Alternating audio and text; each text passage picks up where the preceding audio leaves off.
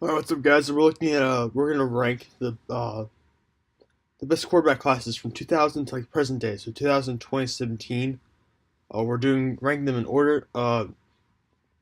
Just to qualify it, I'm doing it just based off like starting quarterbacks, so quarterbacks, and that's how I define that is like quarterbacks who start them in a minimum of 10 games in at least 3 seasons. Uh, Taken prior to 2014 and after 2014, start them in 12 games in the season. So obviously 2017 doesn't qualify yet; it won't be ranked, but that's kind of like we'll view that down the line, basically. So it's just based on the starters, not based on backups. We're not really taking into account those in the official rankings. Uh, Starting off at like guess number 16 and 17 would be the classes of 2007 and 2013. These are both really bad classes. They had some like prospects coming out of college, but they just never worked out, and they never ended up. No one qualified basically as a starter by my definition. So these guys are ranked last. 2015, 2010 comes in number 15. This was the only one quarterback came out. It was Sam Bradford. Most people know his story. He's a decent quarterback now in the NFL, but he's not like outstanding. He's never made the Pro Bowl. Number 14 for me was class of 2002. This produced three uh, guys who started qualified as a starting quarterback. Actually, four. Josh McCown, we know, is the Jets starting quarterback right now, so it's kind of funny to think he was drafted all the way back in 2002. But he was at the time. And then there's three other quarterbacks who are no longer in the NFL: David Garrard, David Carr, and Joey Harrington. All these guys, David Carr is the only one to ever make a Pro Bowl. He made one. Obviously, David Carr was the first QB, actually first player ever drafted by the Houston Texans. He was their first quarterback when after the expansion. So he had a struggle. His career never kind of panned out. And as you can just see that across the board, David Garrard's the only guy with like a winning record here, and it was 39-37. So like not a very impressive class by any means. Class of 2006 came in at number 13. This is mostly due to the fact Vince Young has two Pro Bowls and an Offensive Rookie of the Year award, despite never throwing for more than 2,600 yards or 13 touchdowns in a year. So I'm kind of know how he got those two Pro Bowls, but he has them. And of course, Jay Cutler. He's not a great quarterback, but Cutler certainly has had like a long career. He's built up statistics, so he has more of an influence than some of the guys we saw like on the previous slide. So number 12 is class of 2009. This is the Matthew Stafford, Mark Sanchez, and Josh Freeman draft. Now, obviously, Josh Freeman's no longer in the NFL, but of course he was on the rise. And there was a point in time in his career where people thought like he was actually going to become a Pro Bowler and like basically bring the Bucks into the playoffs, which never really happened. Mark Sanchez, the same with them. Like he was, no one thought he was really going to be a Pro Bowler, but they expected, they just made it to the AFC Championship game one year. They expected continued success in the playoffs, just never happened. Buffalo occurred, and he just kind of, went down from there, and now he's a backup quarterback. And then there's Matt Stafford, of course, is the highest paid player in the NFL right now, like by contract. He has one Pro Bowl, and he's had like his 1 year with 5,000 yards passing, which is obviously a rare, incredible feat. He hasn't like consistently been able to produce that kind of yardage, but he is a very high yards passing quarterback, and he's very good when it comes to fourth quarter. He often leads the lines back from trailing to win in the fourth quarter. Actually, it's very clutch characteristic of his. One of the reasons like people are considering one of the reasons why he has a massive contract right now. Actually, all right, class of 2014. This is there's a lot of backups in this class, or a lot of players you might know who are like kind of just floating around the NFL's backups right now. Two of those guys would be like AJ McCarron and Jimmy Garoppolo. Obviously, don't qualify as starters, but they could be in the future. They have a lot of promise for backups. Like as far as backups go, they have a lot of promise to become starters. Especially Garoppolo. Now he's going to be a free agent after this year. And the starters you didn't know are Blake Bortles, Teddy Bridgewater, Derek Carr. Obviously, Derek Carr is like the most outstanding of these guys. He has two Pro Bowls. He was in the running for the MVP last year too. Teddy Bridgewater, obviously, he's not playing this year because he got hurt, but he made the Pro Bowl in 2015. He's got a bright future. Blake Bortles is still struggling to kind of find his own identity. And but he's playing better this year with the Jaguars, and they're actually winning more now that I have Leonard Fournette. They've kind of beefed up that defense. So who knows where he goes from here? But he's probably the runt of the three guys who are here. All right, the class of 2008. Uh, you know, this is one gets kind of barely out. Like they barely got past class of 2014 in my opinion, but they did. Based mainly because of Matt Ryan, because won the MVP last year, took the Falcons to the Super Bowl. It's a four-time Pro Bowler, pretty big deal in my opinion. A guy who probably should be the Hall of Fame eventually. Also, Joe Flacco, he had that incredible playoff run in 2012 to help the Falcons, help the Ravens, uh, you know, win the Super Bowl, which is pretty, like, obviously it's a very big deal. It's the biggest deal in the sport, really. And so he gets a lot of props for that. And of course, Chad Heading, like, a lot of people don't know him, which is kind of sad. He's a current backup for the Jaguars, but he started for the Dolphins for a while. He's topped 3,000 yards twice, so it's not like he's super impressive, but there was a time where he was actually playing very well. He's had periods of time where he's had some good stretches of games. I think he's a very good backup. All right, so class of 2003. Uh, so this one had three guys. Obviously, it's Carson Palmer, Byron Leftwich, and Tony Romo. Of course, Tony Romo went undrafted.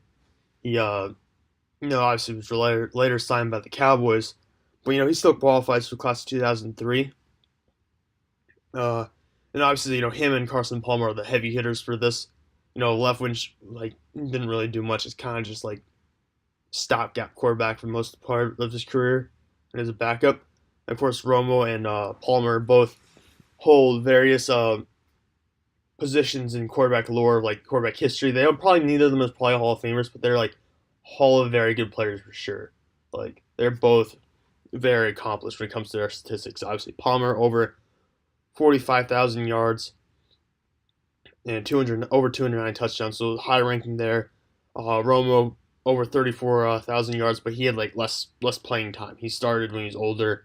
He played for like fewer years basically than Palmer has because he didn't get as long to start because he had to wait like I think 2 or 3 years he had to wait before he actually got like his starting opportunity.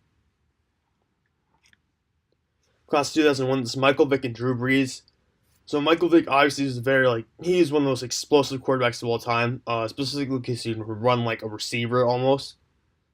And he actually ran for over 1,000 yards one year, so he's like just what he can do is incredible, honestly. But I wish obviously there was an off the field issue. He missed 2 years. A lot of people just wonder like what would have been if he just hadn't had the off the field issue, hadn't been I don't know, if he just made smart decisions in his life. He could definitely have earned more Pro Bowls. He definitely could have been a far better quarterback. But he, as it is, very successful career for him. And of course, Drew Brees is probably he's a top 10 quarterback of all time for sure. He's a fairly good shot at actually becoming the all-time NFL's all-time leading passer for yards. Like he is like give him 2 or 3 more years. He has that much left in him. He can get there. He can beat up Peyton Manning for sure. And you can just see like I have all his fancy stats down here and all this kind of stuff. All right, number 7, class of 2000s, Chad Pennington, uh, Mark Bolger, and Tom Brady. Obviously, Tom Brady is the main reason that they're all this high up. Like I struggled honestly with this one. Like with number 7, 7, 8, 9, I kind of struggled with like what position they should be in. I really did, but Tom Brady is kind of like the greatest quarterback of all time in my opinion, just because like he has the stats, he has the winning, he has everything. And just like it's not just like the fact that he has stats and winning, it's how much of everything he has. He's been so consistent, so good. Most like total wins, playoffs, and regular season all time of any quarterback. He's just incredible. So he's the main reason they're here. Also, Mark Bolger was a pretty good quarterback for his time. I think he earned 2 Pro Bowls. He earned 2 Pro Bowls during his tenure with the Rams. So he was a successful quarterback. And of course, Chad Pennington was very good for the Jets. I think the Jets really respected how much they think about it. Since Chad Pennington left the Jets, like Mark Sanchez has been their best quarterback since that time period. So that kind of tells you, just what he meant to the Jets. All right, number 6, class of 2015. I know it's like really early to be putting them this high up. They'll fall most likely, but it's like I just feel like this is where they are right now based on their potential. Mainly of Jameis Winston and Marcus Mariota. And Trevor Siemian's not bad either, but like any like look at the last few classes. Like any class that produces 3 stars is pretty good. And now I'm looking at they probably should definitely be below a court like number 7 because they produce 3 quarterbacks as well. But I'm betting on Jameis Winston a lot here. Yes, I think Jameis Winston is really talented. He's already got Pro Bowl under his belt. I believe he's really something special. I believe. Rex Mariota is also very good. He needs to develop more as a passer though, and moving in the pocket, not just scrambling. But he's on Tennessee. They don't necessarily have the best weapons for him down there. He needs a few receivers. We'll see if Corey Davis ever comes that, like if he ever gets anyone like that. Of course, Trevor Siemian, he's developing still. Who knows if he'll even be a star next year, but you know, he's a star right now for the Broncos. 7th round pick, 250th overall. It was Peyton Manning's final year. So he sat on the bench the year they won the Super Bowl in 2015. But now he's a starter. He's playing fairly well this year. I expect him to improve more. We'll see what goes on in the future. All right, number 5, class of 2016. Again, very early, very high. I get that, but they have 3 legit starting quarterbacks in this class. Jared Goff was terrible his first year. I'll admit that, but he's played really well this year. I'm really impressed with him. It's night and day. His improvement is just incredible. But still, he's number 1 overall pick. I still think Dak Prescott's better than him. His ability to move is phenomenal. He's fast. He's big. He's got a good arm. He's played by far. He's a Pro Bowler. Like he made a Pro Bowl rookie year. By far surpassed anyone's expectations of what he would be as a 4th-round pick. And Carson Wentz, I believe, this is to me the best quarterback in this class. He needs to work on his decision making a little bit. He throws too many interceptions, too many incompletions. But he's the best leader in my opinion of the group. Best leader for the most yards last year of this group. I believe he'll do it again this year. I think he's gonna turn Philadelphia into a playoff caliber team. I honestly believe that. Also note, as of right now, it's gonna be I think week 5 or week 6 in the NFL this coming up now. And Jacoby Brissett and Kevin Hogan are currently starters. Brissett because Andrew Luck's hurt for the Colts, and Kevin Hogan is replacing DeShone Kizer for the Browns starting job. However, they obviously don't qualify as starters because they haven't started for a long enough period of time. Number 4, class of 2011. Sorry, guys. This is Cam Newton. This is Cam Newton class, and obviously Newton's leading the way. He's got an MVP. He took the Panthers to the Super Bowl. He's the NFL's all-time leading. He is the most rushing touchdowns by any QB in NFL history. Obviously, it's a pretty big deal considering Newton's still got like 6 years left in his career. If he's probably got more than that, to be honest. But and also Andy Dalton, who's a 3-time Pro Bowler as well, brings some good depth into this class. Tyrod Taylor was Joe Flacco's backup for a while. They won Super Bowl in 2012, as I previously mentioned. He actually came to the Bills then, and he's been a Pro Bowler 1 time, his first year with the Bills. He clung onto the starting job this year. Who knows if he'll keep it? And of course, Colin Kaepernick is out of the league right now because of his social and political standpoint. I'm not going to get into that, but for a time he was considered to be a potential Pro Bowl player as he was replacing Alex Smith in San Francisco. And they ironically lost to the Ravens in that 2012 Super Bowl. Class of 2000.